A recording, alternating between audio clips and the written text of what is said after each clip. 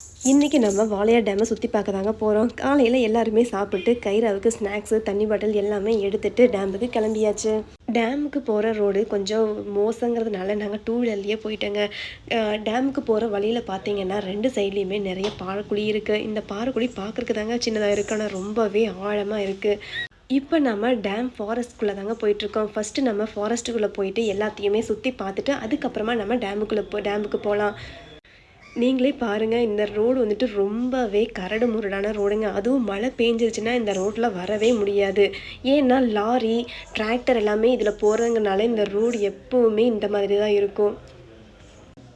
Dam forest பார்த்தீங்கன்னா ரொம்பவே நிறைய மரம் இருக்குங்க. பார்க்குறதுக்கே ரொம்ப பசுமையாக அழகாக இருக்குது. அதுக்கப்புறம் பார்த்தீங்கன்னா நம்மளோட ஷட்டர்லேருந்து வெளியில் வர்ற தண்ணி கூட இந்த வழியாக தான் வருதுங்க. நான் காமிக்கிறேன். இன்னும் கொஞ்சம் தூரம் போனோம்னா நம்மளோட ஷட்டர் கூட வந்துடும். அதையும் கூட நம்ம பார்க்கலாம். இந்த ஃபாரஸ்ட்குள்ளே பார்த்தீங்கன்னா ரொம்பவே உயரமான மரம். அது மட்டும் இல்லாமல் இந்த மரம் எல்லாமே ரொம்ப பழைய மரங்க. அதாவது வருஷ கணக்கில் இருக்கிற மரங்க. இந்த மரங்கள்லாம் காற்றுக்கு இது விழுந்துருச்சுன்னா இதை சுற்றி இருக்கிறவங்க அதை எடுத்துகிட்டு போய் அவங்க யூஸ் கூட பயன்படுத்திக்கிறாங்க.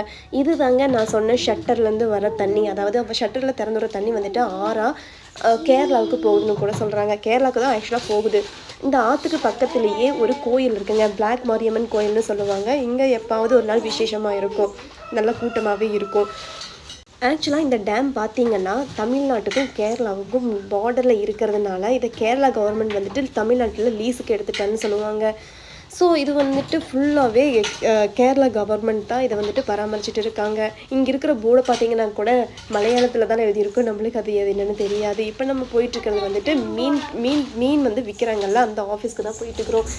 இப்போ உங்களுக்கு மீன் ஏதாவது வேணும் வாங்கணும்னு சொன்னால் இங்கே போயிட்டு நம்மளுக்கு எவ்வளோ மீன் வேணுமோ வாங்கிக்கலாம். ஆனால் வந்து சாட்டர்டே சண்டேல வந்து ரொம்பவே கூட்டமாக இருக்கும். அன்றைக்கி போனீங்கன்னா லைனில் நின்று தான் வாங்கணும். மற்ற டேஸில் வந்துட்டு நீங்கள் போனதுமே வாங்கிக்கலாம்.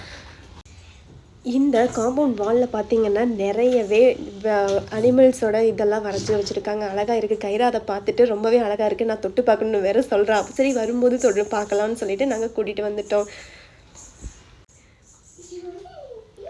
ரொம்பவே அழகாக இருக்குங்க. பார்க்குறதுக்கே எவ்வளோ பசுமையாக இருக்குன்னு பாருங்கள். மழையெல்லாம் வந்துச்சுன்னா இன்னுமே அழகாக இருக்கும்.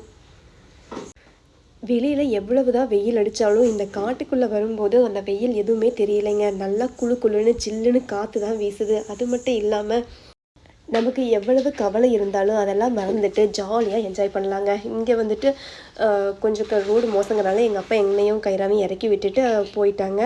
ஆக்சுவலாக அதுதாங்க ஆஃபீஸு, அங்கே தான் மீன் எல்லாமே விற்கிறாங்க. இங்கே பார்த்தீங்கன்னா எனக்கு கொஞ்சம் மீன் கம்மியாக தான் இருக்குது. நாங்கள் லேட்டாக வந்ததுனால எல்லா மீனும் போயிடுச்சு போல். வெறும் ஜிலேபி மீன் அப்புறம் வந்து கட்லா 2 ஐட்டம் தான் இருக்குதுன்னு சொல்லிட்டாங்க. கொஞ்சம் நேரம் வெயிட் பண்ணிங்கன்னா இன்னொரு மூட்டை கூட வருது, அதையும் பார்த்துட்டு போங்கன்னு சொன்னாங்க. அதுலேயும் வெறும் கட்லா மீன் மட்டும்தாங்க இருந்துச்சு.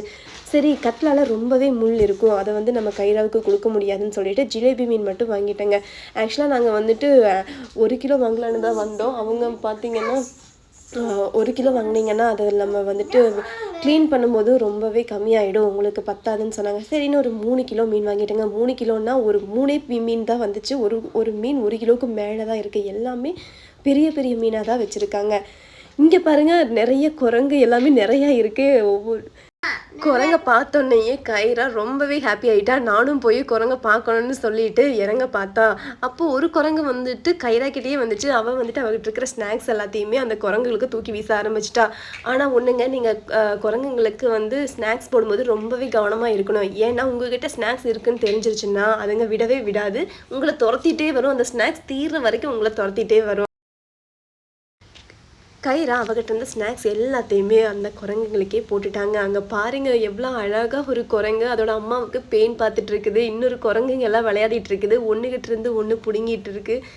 எல்லாமே மரத்தில் தாவி ஏறி குதித்து சந்தோஷமாக விளையாடிட்டு மீனெல்லாம் வாங்கிட்டு டேமில் சுத்தம் பண்ணலான்னு டேமுக்கு வந்தாச்சுங்க. சுத்தம் பண்ணிவிட்டு அப்படியே சுற்றி பார்த்துட்டு போயிடலான்னு வந்துட்டோம். இங்கே பார்த்தீங்கன்னா டேமில் தண்ணி ரொம்பவே கம்மியாயிடுச்சுங்க. மழை இல்லாதனால என்னமோ தெரியல, தண்ணி வந்துட்டு ரொம்பவே உள்ளே போயிடுச்சு. அதுவும் அங்கே தெரியுது பார்த்தீங்களா, அது தாங்க ஷட்டர். நம்ம சுற்றி போயிட்டு தண்ணி வரதை பார்த்தோம்ல, அதே ஷட்டர் தாங்க. இங்கே ஷட்டருக்கு போகணும்னா நம்ம வண்டியை நிறுத்திட்டு அங்கே ஒரு ரோடு போட்டிருப்பாங்க, அந்த ரோடு வழியாக நடந்து போகணும். பட் ஆனால் இப்போ வந்துட்டு அங்கே போகிறதுக்கெல்லாம் அலோடு கிடையாது. ஸோ அங்கே யாருமே போக முடியாது. சரின்னு எங்கள் அப்பா எல்லா மீனையுமே எடுத்து க்ளீன் பண்ண ஆரம்பிச்சிட்டாரு. 3ஏ 3 மீனுங்கிறது 3 மீன் தானேங்க ரொம்ப ஈஸியாகவே க்ளீன் பண்ணலான்னு சொல்லிட்டு அதை எடுத்து பார்த்தா அது வந்துட்டு இன்னுமே உயிரோடு இருக்குது. கயிறு அதை பார்த்துட்டு உயிரோடு இருக்குது. நான் அதுக்கு வந்துட்டு தீனி கொடுக்குறேன்னு சொல்லிட்டு அவளோட ஸ்நாக்ஸை எடுத்துகிட்டு வந்து தீனி கொடுக்குறேன்னு சொல்கிறா. இந்த மீன் பார்த்தீங்கன்னா ஜிலேபி மீன்னு சொல்லுவாங்க. இதில் முள் வந்துட்டு கொஞ்சமாக தான் இருக்குங்க. அதுவும் பெரிய மீனாக வாங்கிட்டிங்கன்னா ரொம்பவே கம்மியாக இருக்கும். அது மட்டும் இல்லாமல் இதோட விலை வந்துட்டு மார்க்கெட்டில் விட நம்ம ஆஃபீஸில் வாங்குறப்போ ரொம்பவே கம்மியாகவே இருக்குது. அதுவும் இல்லாமல் நம்மளுக்கு உயிரோட நம்ம கண் முன்னாடியே பிடிச்சி கொடுக்கறதுனால ரொம்பவே இது ஹெல்த்தியாகவும் இருக்கும். நம்ம குழந்தைங்களுக்கு வந்துட்டு இதை பயப்படாமல் தைரியமாக கொடுக்கலாம். கைரா மீன் கூட கொஞ்சம் நேரம் விளையாடிட்டு போர் அடிச்சிருச்சு போல். சரி நான் டேம் தண்ணியில் கொஞ்சம் நேரம் விளையாடுறேன்னு சொல்லிட்டு நானும் கைராவும் விளையாடுறதுக்காக டேமுக்கு போயிட்டோம்.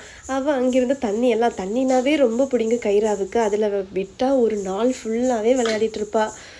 அதில் அவள் வந்து தண்ணியெல்லாம் எடுத்து அப்படியே இறச்சி விளையாடிட்டு இருந்தாங்க. டேமை சுற்றியுமே நிறைய மலை இருக்குதுங்க. அந்த மலைக்கிட்ட பார்த்தீங்கன்னா ஒரு சிமெண்ட் ஃபேக்ட்ரி கூட இருக்குது. அதுதான் இன்னும் மலபார் சிமெண்ட் ஃபேக்ட்ரின்னு சொல்லுவாங்க. இங்கே இருக்கிறவங்க நிறைய பேர் கூட அந்த சிமெண்ட் ஃபேக்ட்ரியில் வேலை செய்கிறாங்க தான் சொல்கிறாங்க. அந்த சைடில் தான் நம்மளோட கேரளாவோட செக் போஸ்ட்டு கூட இருக்குது. அதாவது வாழையா செக் போஸ்ட்னு சொல்லுவாங்கள்ல, அந்த செக் போஸ்ட்டு கூட அங்கே தான் இருக்குது. கைரா ரொம்ப நேரம் தண்ணீரை விளையாடிட்டு இருந்ததுனால ட்ரெஸ் எல்லாமே நனைஞ்சு ரொம்பவே ஈரமாயிடுச்சுங்க. சரின்னு ட்ரெஸ் எல்லாம் கழட்டி விட்டுட்டு அப்பச்சியும் மீனெல்லாம் கழுவி சுத்தம் பண்ணி எடுத்து வச்சுட்டு வந்துட்டாங்க. 2 பேரும் சேர்ந்து கை காலெல்லாம் கழுவிட்டு வரலான்னு சொல்லிட்டு உள்ளே போய் கொஞ்சம் தூரம் தாங்க, ரொம்பலாம் உள்ளே போக முடியாது. அங்கே உள்ளே போயிட்டு கை காலெல்லாம் கழுவிட்டு வெளியவும் வந்துட்டாங்க. இந்த டேம் பார்த்தீங்கன்னா ரொம்பவே ஆழம்னு சொல்கிறத விட எங்கே குழி இருக்கும் எங்கே மேடு இருக்குன்னே சொல்ல முடியாது. ஏன்னா ஃபஸ்ட்டெல்லாம் இங்கே வந்து மணல் அள்ளிட்டு இருக்கிறதுனால குழி அங்கங்கே இருக்கும், நம்மளுக்கு உள்ளே போனோம்னா தெரியாதுங்க. அதனால தான் என்னவோ இங்கே ஒரு போர்டு கூட வச்சுருப்பாங்க. நீங்கள் பார்த்தீங்கன்னா தெரியும். அந்த போர்டில் என்ன இருக்குன்னா இங்கே எத்தனை பேர் இந்த டேமில் விழுந்திருக்காங்க, என்ன ஆயிருக்கு, அந்த டீட்டெயில்ஸ் எல்லாமே அந்த போர்டில் இருக்குது. ஸோ நீங்கள் டேமுக்குள்ளே போகிறதுக்கு முன்னாடி கண்டிப்பாக அந்த போர்டை பார்த்துட்டு போங்க. அந்த போர்டை பார்த்ததுக்கப்புறம் உங்களுக்கு தெரியும் அதில் இறங்கலாமா வேண்டாமான்னு. ஜஸ்ட் டேம்குள்ளே போயிட்டு பார்த்துட்டு என்ஜாய் பண்ணிட்டு வந்துடணும். உள்ளெல்லாம் இறங்கி குளிக்கலாம் வேண்டாம்.